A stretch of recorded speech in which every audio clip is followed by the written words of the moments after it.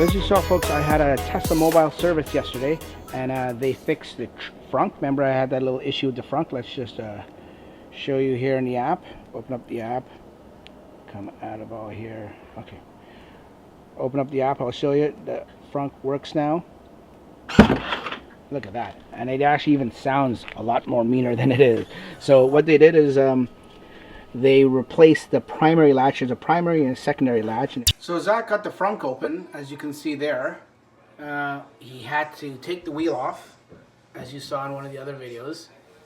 And it's open. Now it's closed. And I guess he's just testing it out. So the latch is in there. I don't know if you can see it, if you can make it out, but anyways, the latch is in there, and they replaced that.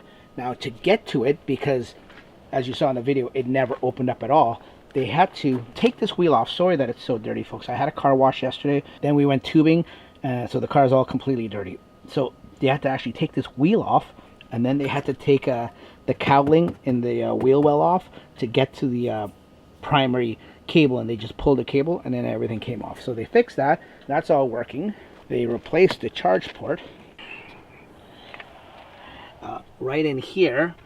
The charge port is right in there. They went in there and they he took that out, and this is still there. That's good. That's still there. The little emergency release thing. So anyways, they replaced that, and they put a beefier looking cable in there now.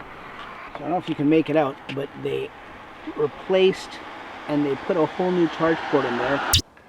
That's cool. And yeah, that's the old one there? That's the old one, yeah, that's right. So what's the difference? I'll just zoom in as much as I can in there, and you can see that it's a larger, that little hole there for the locking pin is a lot larger in there, so it's a much beefier locking pin in there with a stronger actuator in there. So they replaced that. And as you can see, they replaced my glove box. This little, I don't know if you can make it out in there, if it's bright enough, that little pin to lock it came loose. This little pin right here wasn't strong enough, and it wasn't coming out far enough. So they, instead of just replacing that mechanism, they replaced the whole entire glove box altogether. Yeah, so that's it. It took about an hour. I was at home. I had some lunch. Looking after the kids because it is March break, and they came, and a nice guy, and he fixed everything for me in an hour. He just needed to bore my jack because he didn't have a jack because he thought he could get in there. But other than that, did a great job, folks. I tell you, this Tesla mobile service thing, it's the way of the future. I guarantee you, in another 5 years, other manufacturers are going to be going this way. So what I suggest for you folks to do is make an appointment. Either call them up, or you can do it on your app. Just make an appointment, and the mobile service will come. If it's nothing that's too big that involves an H-hoist and stuff like that, they will do it right at your home or your workplace or any place you need it to be done. And that's all I got for you folks today. We'll talk to you on the next one. See you later. Bye-bye.